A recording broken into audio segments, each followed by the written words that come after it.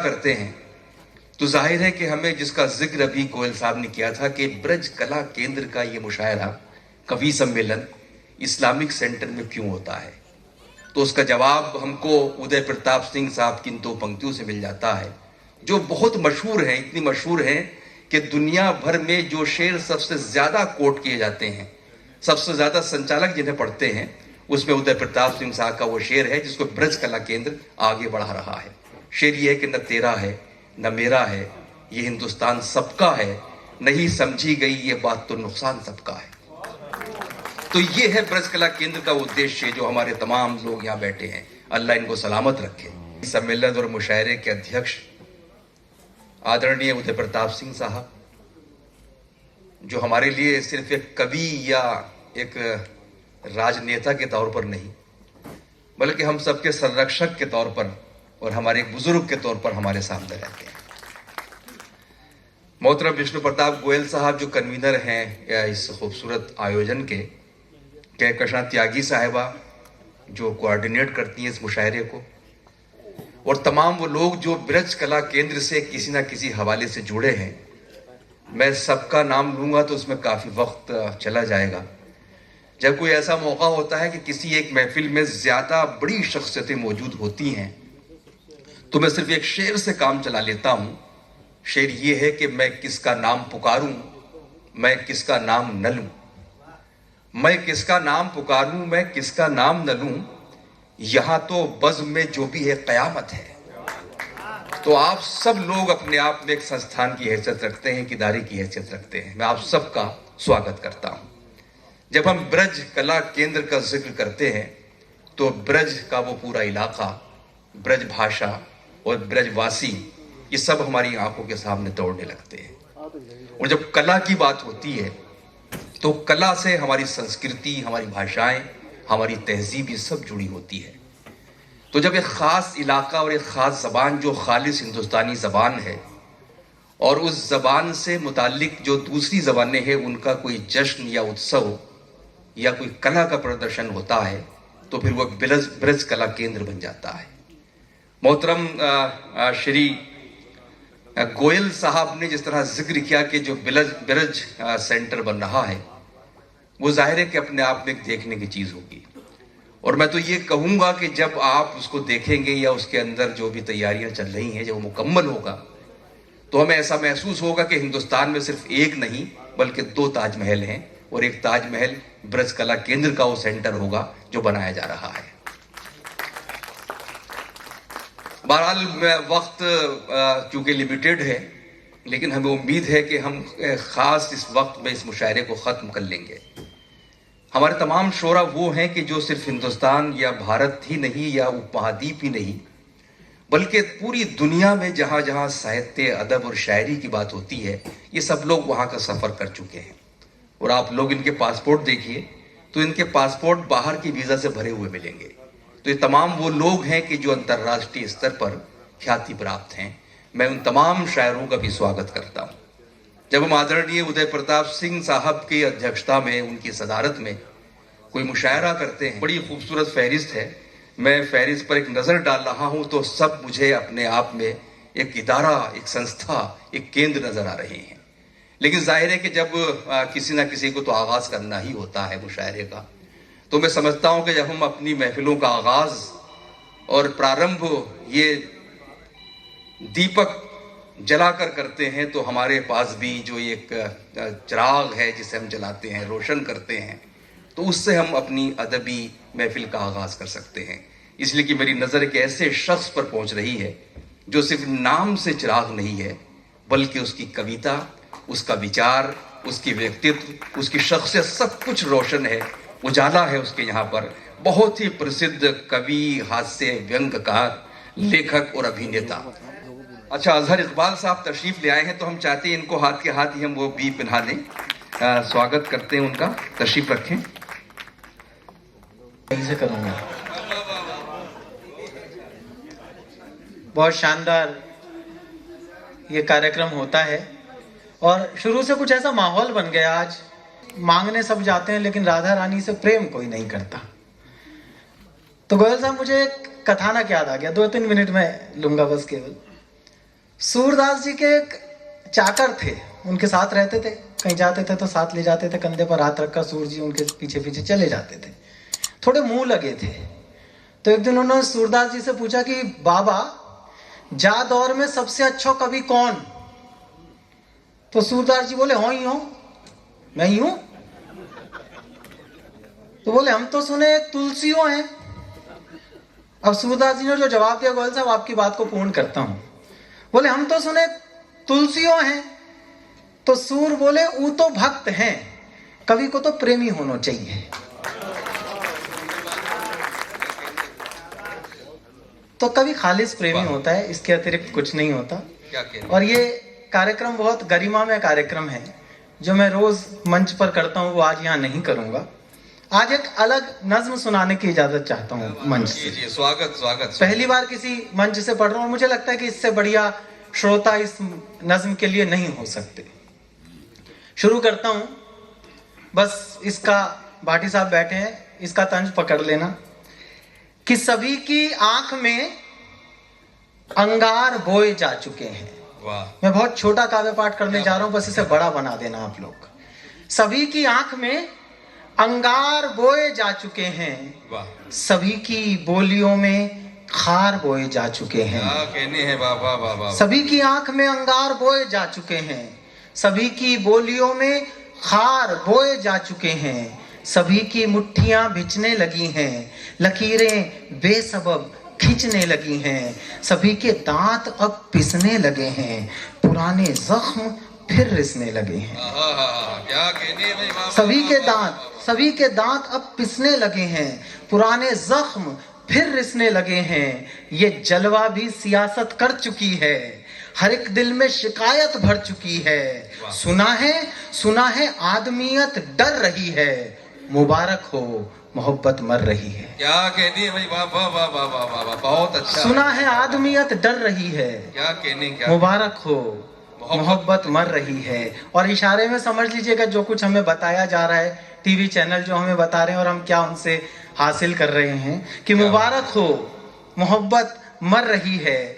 वो जो हमको बताते फिर रहे हैं, कई नश्तर चुभाते फिर रहे हैं। क्या कहने, वाह वाह। जो जज्बातों से खेले जा रहे हैं, लपट में घी उड़ेले जा रहे हैं। समझ लोगे तुम उनकी आदतों से, समझ लोगे तुम उनकी आदतों से, उन्हें हंसना मना है मुद्दतों से। क्या कहने, वाह वाह। समझ लोगे तुम उनकी आदतों से, उन्हें हंसना मना है मुद्दतों से। जिन्हें रहबर बताया जा रहा है, उन्हीं को बरगलाया जा रहा है। वाह वाह वाह। जिन्हें रहबर बताया जा रहा है, उन्हीं को बरगलाया जा रहा है। हम ही से आग लेकर नफरतों की हमारा घर जलाया जा रहा है। क्या कहने हैं, वाह वाह वाह वाह वाह वाह। हम ही से आग लेकर नफरतों की हमारा घर जलाया जा रहा है। जिन्हें रहबर बताया जा रहा है, जिन्हें रहबर बताया जा रहा है, उन्हीं को बरगलाया जा रहा है। हम ही से आग लेकर नफरतों की हमारा घर जलाया जा रहा है। जो पत्थर मारने को चल पड़े हैं, जो पत्थर मारने को चल पड़े हैं, उन्हीं की अक्ल पर पत्थर पड़े हैं। वाह वाह वाह वाह वाह। जो पत्थर मारने को चल पड़े हैं, उन्हीं की अक्ल पर पत्थर पड़े हैं। मगर सबको बताया जा रहा है, सबक ऐसा सिखाया जा रहा है, सुनो पत्थर नहीं है फूल है ये। सुनो पत्थर नहीं है फूल है ये, बुजुर्गों की पुरानी भूल है ये। क्या कहने, क्या कहने। सुनो पत्थर नहीं है फूल है ये, बुजुर्गों की पुरानी भूल है ये। इन्हें लपटे उठाकर भस्म कर दो, अदा तुम भी जरा सी रस्म कर दो। तुम्हें भगवान की सोहबत मिलेगी, इसी रास्ते तुम्हें जन्नत मिलेगी। दया का भूल कर मत नाम लेना, उठे हाथों को मत तुम थाम लेना। क्षमा के दायरे से दूर रहना, उबलते खौलते भरपूर रहना। अहिंसा की जरा मत फिक्र करना, नहीं इंसानियत का जिक्र करना। डगर करुणा की हरगिज मत पकड़ना, कोई नारा लगाकर कूद पड़ना। डगर करुणा की हरगिज मत पकड़ना, कोई नारा लगाकर कूद पड़ना। तुम्हारी ही जरूरत पड़ रही है, मुबारक हो मोहब्बत मर रही है। क्या कहने हैं, वाह वाह वाह वाह वाह। क्या तुम्हारी ही जरूरत पड़ रही है, क्या कहने भाई, मुबारक हो मोहब्बत मर रही है। और क्या क्या हमें बताया जा रहा है, अंतिम बंद पढ़ता हूं इसका। क्या कहने। मुबारक हो, मोहब्बत मर रही है, हमारी कौम को शैदा किया है जिन्होंने इश्क को पैदा किया है। हमारी कौम को पहली बार हो रहा है इस मुल्क में कि प्यार करने वालों को, भाईचारे की बात करने वालों को गद्दार कहा जा रहा है। तब पढ़ना चाहता हूं, हमारी कौम को शैदा किया है जिन्होंने इश्क को पैदा किया है।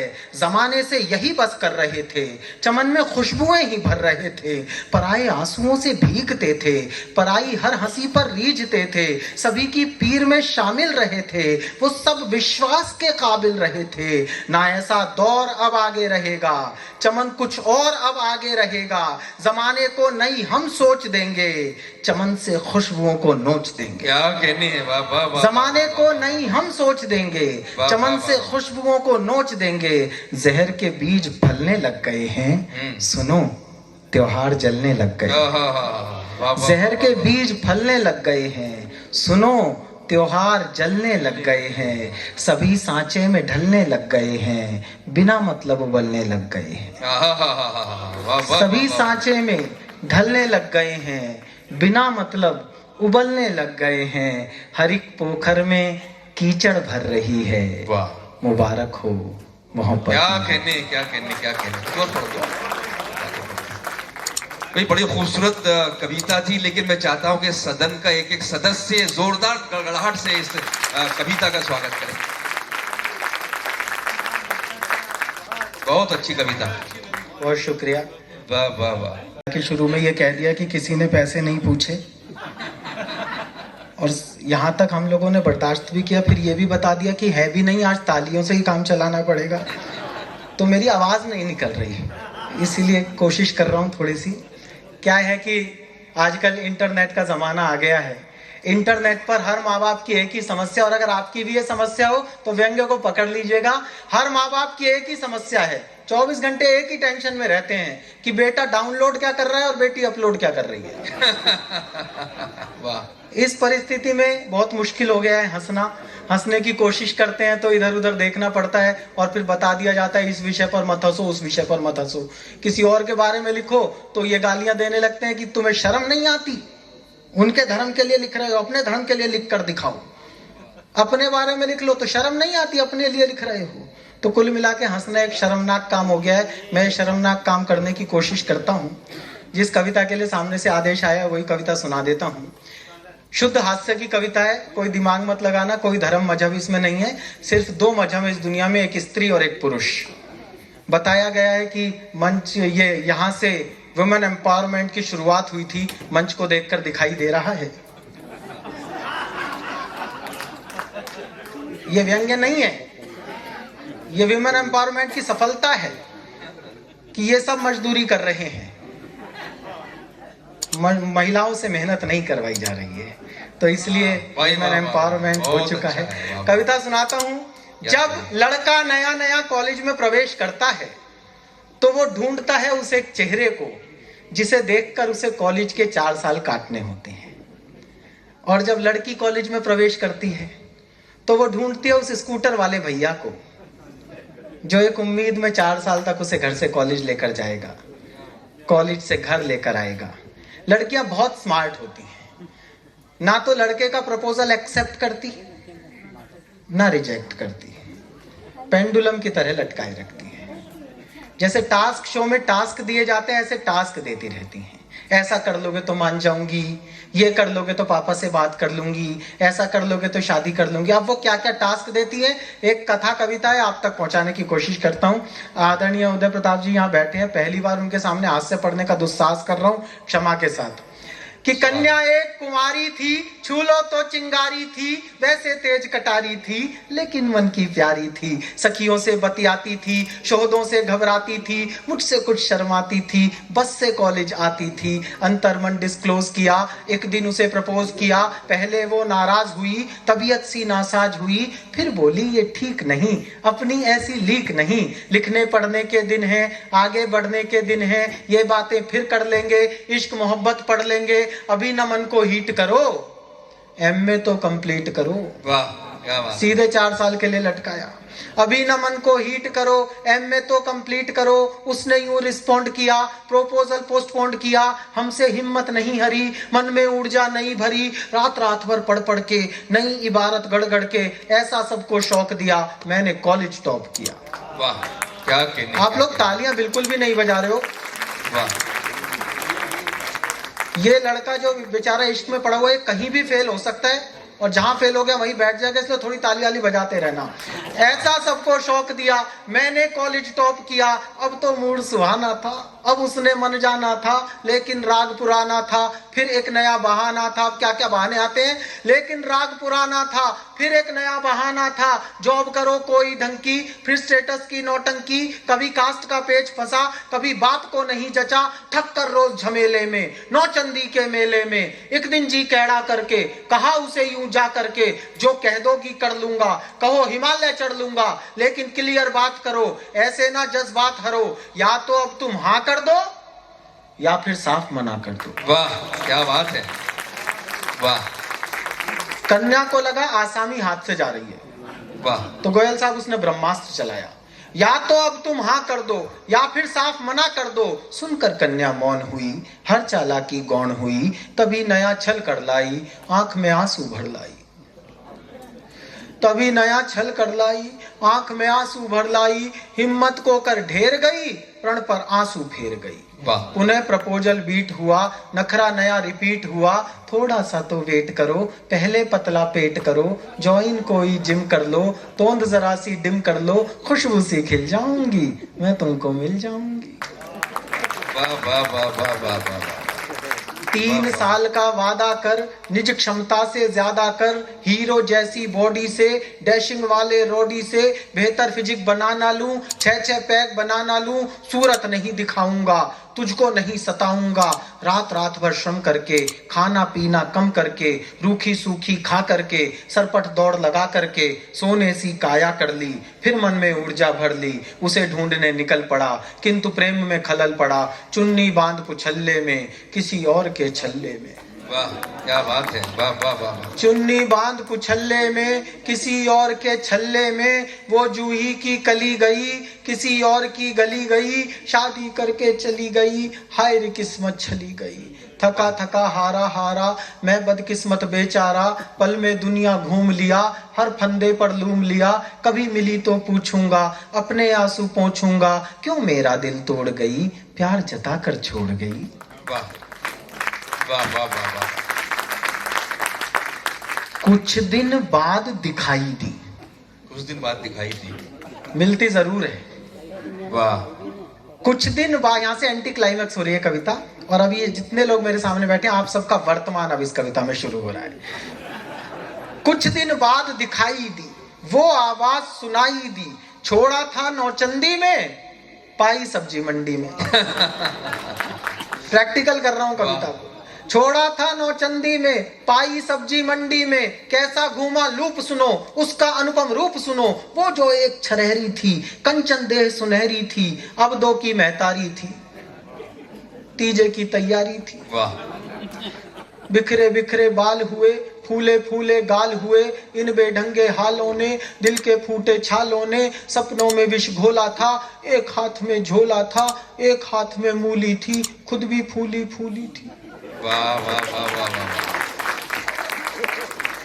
एक हाथ में मूली थी, खुद भी फूली फूली थी। सब सुंदरता लूली थी, आशा फांसी झूली थी। विधिना के ये खेल कड़े, देख रहा था खड़े खड़े। तभी अचानक सधे हुए, 2 बच्चों से लदे हुए। चिक चिक से कुछ थके हुए, बाल वाल सब पके हुए। एक अंकल जी प्रकट हुए। वाह। एक अंकल जी प्रकट हुए, दर्शन कितने विकट हुए। 52 इंची कमरा था, इसी कली का भ्रमरा था। 52 इंची कमरा था, इसी कली का भ्रमरा था। तूफानों ने पाला था, मुझसे ज्यादा काला था। मुझसे अधिक उदास था वो, केवल 10वीं पास था वो। वाह वाह वाह वाह वाह। वाह वाह वाह वाह। रानी साथ मदारी के, फूटे भाग बेचारी के, घूरे मेला लूट गए, तितली के पर टूट गए, रचा स्वयंवर वीरों का, मंडप मांडा जीरो का, गरम तवे पर फैल गई, किस खूसट की गैल गई। वाह वाह वाह वाह वाह। बिना मिले वापस आया, बिना मिले वापस आया। बहुत सारे लोगों का वर्तमान है, मैं जानता हूँ।